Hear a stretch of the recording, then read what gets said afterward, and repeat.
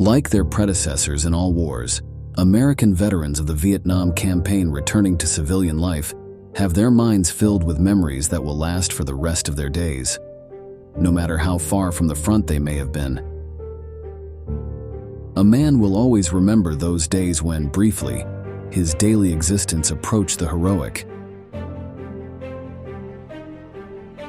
The veteran Sven Eriksson, as I will call him in this article, as using his real name could jeopardize his life,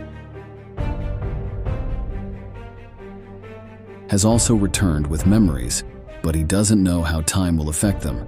This is how an article published in The New Yorker in October 1969 begins. It did not narrate a story of heroism, but rather of horror. A repentant and ashamed soldier detailed how 4 members of the United States Army kidnapped, gagged, raped, and murdered a young Vietnamese woman just 21 years old.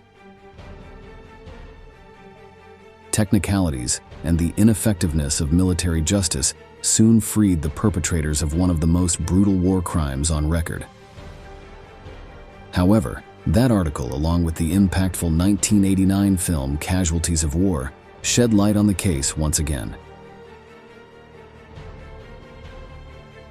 In this new video on military history, we want to transport you to Vietnam in the mid-60s, to meet Phan Thi Mao and the men who took her life in the infamous crime on Hill 192.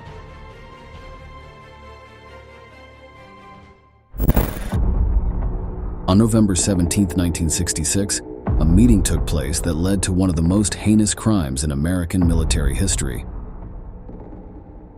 In that conversation, 20-year-old Sergeant David E. Gervais and 21-year-old soldier Stephen Cabot Thomas spoke with 3 other members of their squad.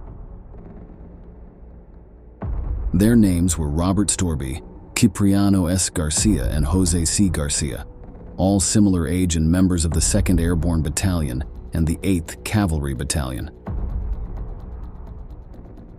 Gervais and Thomas made plans to, during a reconnaissance mission the next day, forcibly take the first Vietnamese woman they found and abuse her. Many years after that terrifying meeting, and under the pseudonym Sven Eriksson, Soldier Storby would recall, Gervais spoke about getting a woman for sexual relations, and then, after 5 days, killing her. He claimed it would be good for the morale of the troop. With the grim plan presented, it was time to put it into action.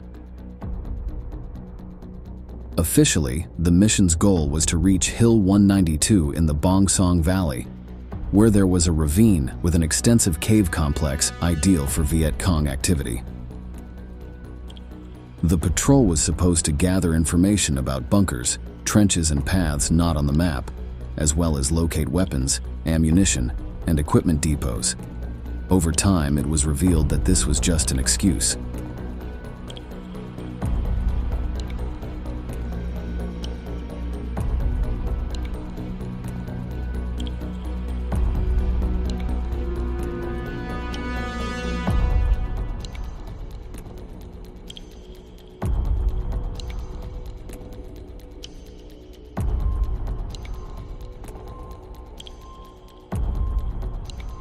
Around 5 a.m. on November 18, 1966, an American squad entered the small village of Cat Thuong in the Phu Mai district, southeast of Vietnam. The Washington troops were not there for a military operation or to dismantle an enemy unit, but as sexual predators. That's how they found 21-year-old Phan Thi Mao, whom they snatched from her cabin without paying attention to the cries of her mother and younger sister. Soldiers Gervais, Thomas, Jose Garcia, and Cipriano Garcia gagged her, tied her wrists with a rope, and took her away. It was time to march. They didn't want any helicopters to spot them, so they only stopped sporadically until finding a suitable place for their crime. Later, after setting up camp in an abandoned straw hut, all the men took turns raping Mao during a hellish day. Soldier Robert Storby was present during the attack but did not participate. The next day, amid a firefight with the Viet Cong, Thomas and Gervais became concerned that the woman would be seen with the squad, exposing their crime. Under that risk, Thomas took Mao to a thicket area, and although he stabbed her 3 times with his hunting knife, he didn't manage to kill her, at least initially. When she tried to escape, 3 of the soldiers pursued her, but it was again Thomas who caught her and shot her in the head with his M16 rifle, brutally closing one of the bloodiest crimes perpetrated in Vietnam. Later, during the military trial, Soldier Storby was asked to describe the sound Mao's body made when stabbed. The young man replied, "Well, I hunted and gutted deer. It was like when you stick the knife into the deer, it's a dull sound or something like that." In the face of heinous crimes, there is no camaraderie, and not all soldiers profess the same lack of humanity. That's why Robert Storby reported the multiple rapes carried out on the battlefield. Initially, the chain of command, including the company commander, took no action despite it being an unprecedentedly brutal crime. Storby then received threats against his life from the soldiers who participated in the violation and murder of the young woman, but Robert was determined to see the perpetrators of the crime punished. His persistence in reporting the crime to higher authorities ultimately led to a court-martial against his 4 squadmates. During that process, the victim's name was identified thanks to her sister's words. Thus, Phan Thi Mao was first known as a person with family, friends, and a life ahead. After the trial, soldiers Thomas, Cipriano Garcia, and Jose Garcia were convicted of rape and murder in March and April 1967. On the other hand, Sergeant Gervais was found guilty of murder, but not rape. During Thomas's trial, who carried out the stabbing and the fatal shot that killed the young Vietnamese woman, the prosecutor asked the jury to impose the death penalty on the soldier due to the extreme lack of morality in his behavior, aggravated by being a representative of the army. However, the court ended up sentencing Thomas to life imprisonment. The problem is that this initial sentence was eventually commuted to 20 years.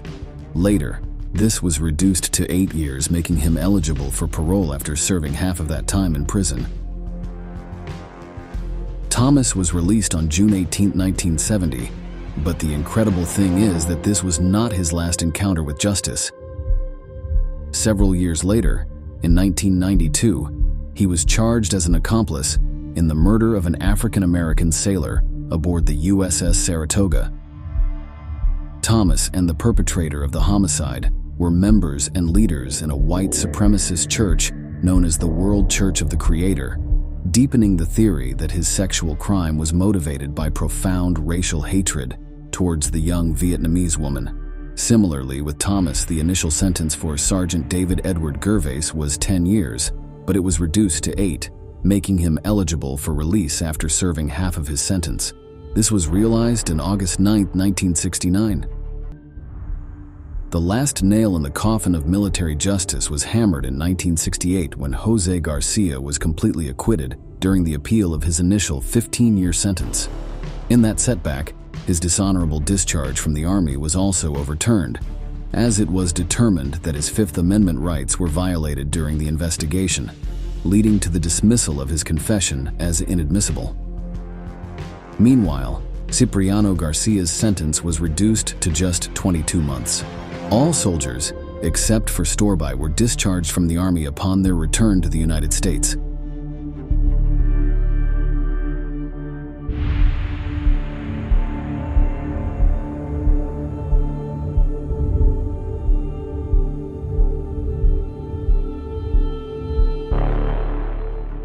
This video begins with an article, and without that material, this story would probably be even less known.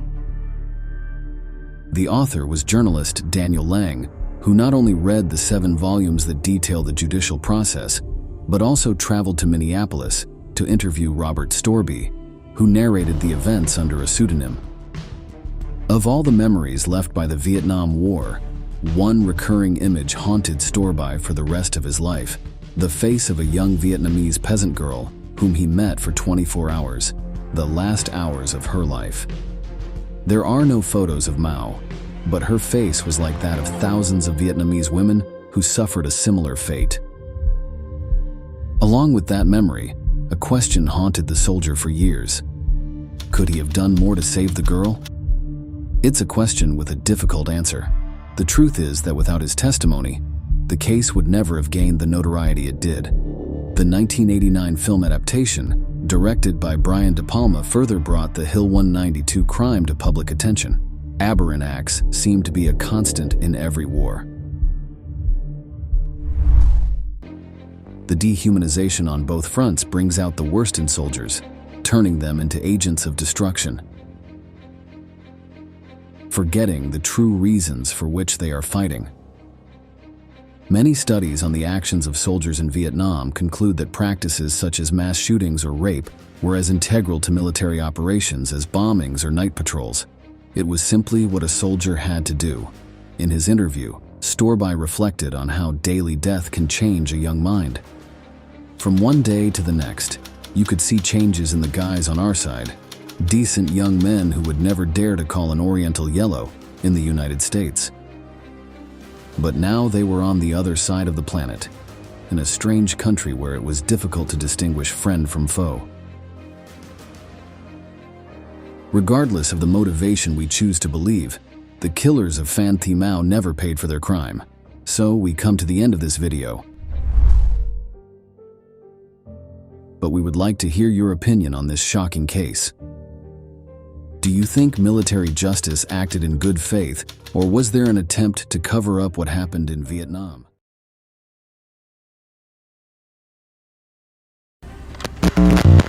It's not a secret that war turns men into monsters. Vietnam was no exception, as thousands of crimes and atrocities were committed there. John Jonas, the soldier who gave his testimony a moment ago, expressed regret for the actions of his fellow soldiers during the conflict. However, in those dark days, American troops showed no mercy to anyone who crossed their path, sowing death and destruction among the Asian country's inhabitants. The massacres of the local population became famous for their shocking cruelty, but there is a class of crimes that is still relatively unknown even today. That's why today, in this new episode of Military History, we will tell you everything about the rapes perpetrated by American soldiers. The Vietnam War began in 1955 and concluded 20 years later in 1975. The conflict pitted the Communist North, supported by the Soviet Union and China, against the capitalist South, backed by major Western nations. In March 1965, President Lyndon B. Johnson made the decision to directly involve the United States in the conflict. Up to that point, they had only provided resources, weapons, and military advice to the South. However, American authorities believed it was time to escalate their actions and put an end to the leftist threat. In their view, if the North wasn't neutralized quickly, it could influence other countries in the region and draw them toward the communist cause. Thus, the domino effect would strengthen the Soviet Union's bloc and weaken the international standing of the Americans. For them, what was at stake was the outcome of the Cold War. Vietnam is also the scene of a powerful aggression that is spurred by an appetite for conquest. It is the arena where communist expansionism is most aggressively at work in the world today. Once they were on Vietnamese soil, Uncle Sam's troops found that this conflict would be very different from any they had fought before.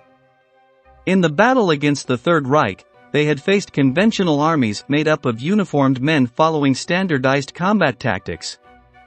In Vietnam, they were ambushed in the jungle by guerrillas who hid in the vegetation and set lethal traps. The Viet Cong avoided open battles whenever possible, preferring to hunt down Americans during their patrols and reconnaissance missions, catching them off guard. On the other hand, the local population was very generous to the communist troops, especially in rural areas. The Northerners knew they could count on the peasants, who were always willing to provide them with food, ammunition, or a place to rest and spend a cold night. The Communists could blend in among the Vietnamese since they didn't wear uniforms and could hide in plain sight among the crowd. The Americans couldn't know with certainty who their allies were and who were guerrillas disguised, waiting for the perfect moment to shoot them in the back or plant a bomb in their barracks.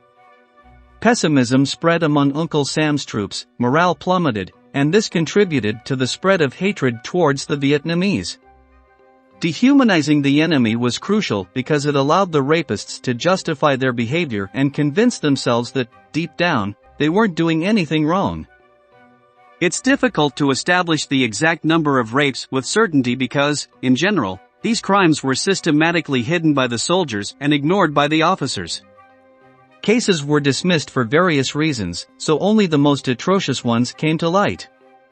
Between 1965 and 1973, only 41 rapes committed by members of the U.S. Army and Navy were tried and convicted by a military court. However, accounts from the Vietnamese population tell of a much higher number of abuses. Throughout the war, the Americans engaged with local women in various ways. Of course, there were cases where sexual relations were consensual between both parties. However, this coexisted with the prevalent prostitution and different forms of sexual assault. There were even army instructors who claimed to recruits that raping Vietnamese women was not against the law. In general, there was a culture that viewed Asian women as objects of desire for Westerners, who had the permission to possess them at will. According to some experts, these rapes were also a demonstration of ethnic and civilizational superiority by the Americans. Sexual crimes were not motivated solely by pleasure but were also related to the quest for power. What you're currently seeing are some examples of the most popular magazines among U.S. troops.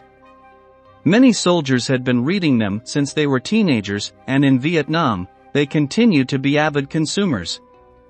As you can see, men are portrayed as action heroes, shirtless, showcasing their well-built bodies, holding weapons while facing their enemies. Women are portrayed as sensual, wearing minimal clothing, and appearing as prizes to be claimed by their male counterparts. This drawing is especially interesting because it shows a Western soldier entering the secret hideout of a communist base. There, he surprises two voluptuous women engaged in some form of espionage, with the flags of China and North Vietnam in the background. Let's see what Mort Kunstler, one of the most important artists of these magazines, has to say about it. Text, you figure out what is going to be visually the strongest image you can make to get people interested. The whole goal is for them to, if they're going through a magazine and thumbing through, they you want to have them stop and say, hey, what's going on here? The consequence of this literature was that, for Americans, Vietnamese women were little more than treasures to seize, women ready to be conquered by victorious warriors. For many recruits, their concerns were not focused on the war's development but on the lack of women and the prolonged isolation in a hostile nation. To maintain discipline among the troops, officers allowed brothels to operate within the barracks.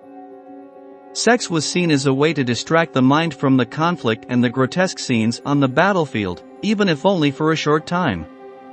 In an interview, a soldier said the following, summarizing the U.S. Army's view: "You're in a purely male environment, there are no available women, and the ones that are there are from a different culture, a different skin color, a different society.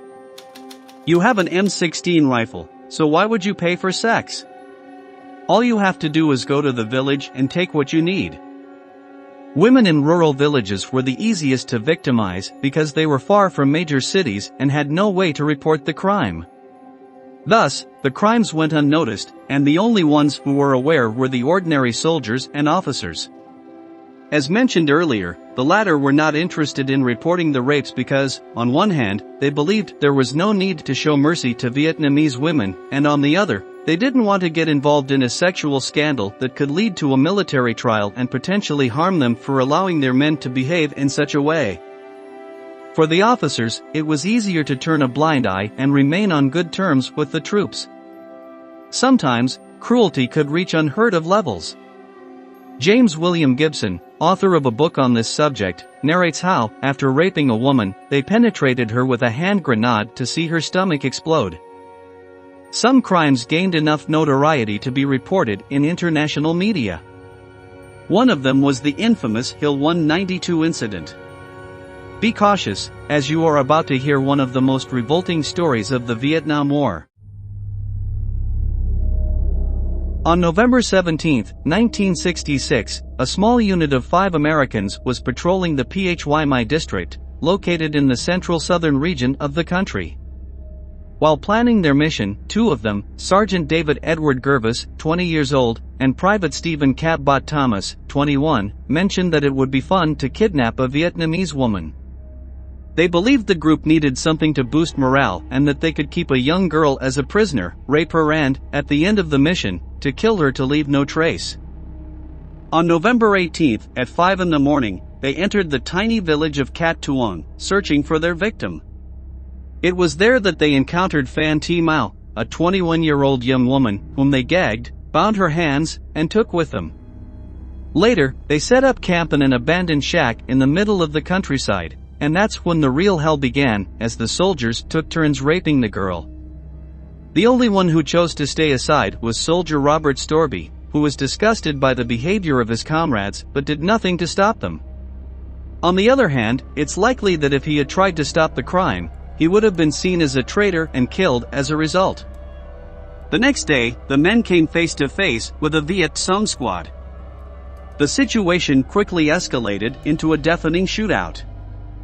In the midst of the gunfire, Thomas and Genovese, the 2 who had planned the kidnapping and rape, began to think about what would happen if the communist guerrillas saw the kidnapped woman. If they defeated the Americans, took them prisoner, and discovered that they had raped a Vietnamese woman, they might as well consider themselves dead, as there would be no mercy. For this reason, Sergeant Thomas decided that action was necessary before it was too late.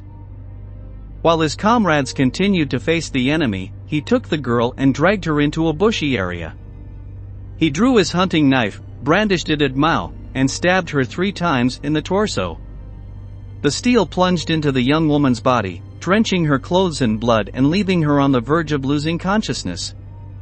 However, that wasn't enough to kill her as she was still alive.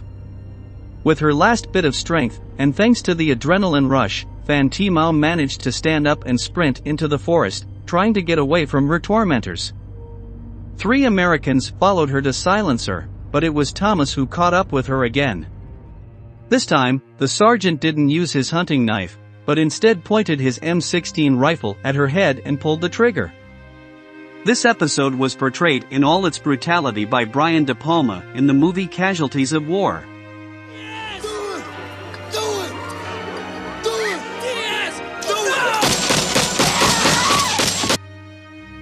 In the end, the Americans survived the battle with the Viet Cong, but their story didn't end there. Storby, the only one who refused to rape the girl, reported the crime to the top authorities in his company. However, no one paid attention to him, and his comrades threatened to kill him if he persisted with the report. None of this was enough to intimidate the soldier, who was convinced that the culprits of that atrocity needed to pay for their crimes. Storby continued to file reports on the incident until he was able to contact the United States Army's High Command, and his report was finally addressed. The Hill 192 incident, as it was dubbed, caused a scandal when the news was revealed to the world. The perpetrators were tried by a military tribunal, and in 1967, the 4 rapists were discharged from military service and sentenced to prison. However, despite the heinousness of their actions, none of them spent more than 4 years behind bars. In fact, Sergeant Thomas, the one who murdered Phan Thi Mao, was paroled in 1970, after which he founded a white supremacist organization called the World Church of the Creator. Perhaps the most famous crime committed by the United States was the terrible massacre on March 16, 1968. On that dark day, their troops arrived in the village of My Lai, located in a rural area, while they were hunting the Viet Cong. They suspected that the communists were hiding there, so the group's commander, Lieutenant William Calley, authorized his men to treat civilians as if they were combatants. There were no guerrillas in My Lai, only children, women, and the elderly. The villagers were forced to line up in front of the soldiers, and once they were ready, Lieutenant Calley ordered them to open fire. This unleashed a bloodbath that ended the lives of more than 500 people. Let's hear the shocking testimony of Pham Thanh Song, one of the few survivors of the massacre. Dí súng vào trong người, họ bắt 6 mẹ con tôi chui lại vào cái hầm tránh phố của gia đình. Mẹ tôi bảo các con chui vào trước, mẹ chui vào sau để mẹ cản đạn cho các con. Mẹ tôi chui vào khỏi miệng hầm thì lính Mỹ đánh lựu đạn xuống tứ tấp. Thân xác của mẹ, chị và các em tôi đã tan tành. Đứa em gái út của tôi đứt làm đôi. The few records available about the massacre align with Song's account. The Americans unleashed all their fury in My Lai, and, as expected, women did not escape. On the contrary, they were one of the preferred targets of the troops, as they could also be raped as many times as they wanted since there was no one enforcing discipline. All traces of order and decorum had been lost among the soldiers, who were governed by the law of the jungle. They roamed the streets of the village, firing randomly and executing any Vietnamese who crossed their path, without asking themselves what they had done to deserve such punishment. Let's see how a survivor remembers it. When my father no longer heard the sounds of machine guns, he came out of his hiding place. I tried to tell him to lie down, not to make any movements, but I was so terrified that I couldn't find the words. He fell after 2 bursts of gunfire, while I was still there, clutching my daughter, afraid that I was suffocating her with how tightly I held her in my arms. Moments later, when there was no sound anymore, I moved the corpses that had piled up on top of me to get out. Outside, I saw 2 women trying to escape, but they were spotted by the soldiers. Both were pursued and killed, but my daughter and I were not seen. Hồi đó là thấy Mỹ đen, Mỹ trắng là coi như là nó bán người ta cháy thì mình cũng nghĩ mình cháy thôi, chứ đâu có nghĩ mình sống. Rồi mấy chị kia chỉ ngã chỉ chặn lên nó, mình nằm ở dưới yên luôn, không dám cửa. It is impossible to know with precision how many women were raped in the My Lai massacre. At a minimum, quite a few dozen were subjected to this cruelty, and among the victims were girls as young as 12 years old. Sometime later, when the perpetrators of the carnage were brought to trial, a soldier named Dennis Bunning stated the following: I saw a sergeant dragging a girl into a hut, and, well, you know, those Vietnamese huts don't have doors or anything similar, so you could see what was happening inside, and how he raped her. There were also 3 other guys around a girl, taking turns.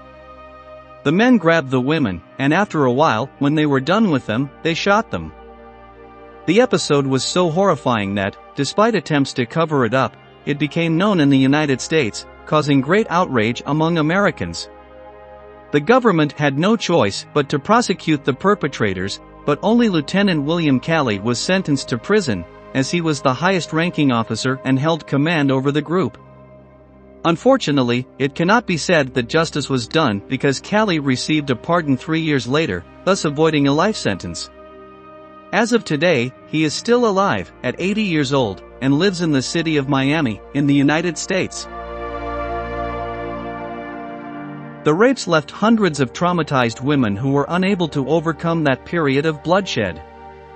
In the years that followed, their stories were silenced, and no one paid attention to their claims, which is why there are no accurate or even approximate numbers of the cases of abuse committed by American soldiers during that war. Today, the voices of the victims are finally beginning to be heard. Although it is difficult for the rapists to go to jail after so much time has passed, justice can be served by publicizing their crimes to draw attention to the offenses committed by the U.S. military and the shroud of impunity that was cast over them. We have reached the end of the video. Please leave your comments in the section below, and don't forget to subscribe to our channel to learn about many more military events that have left their mark on history.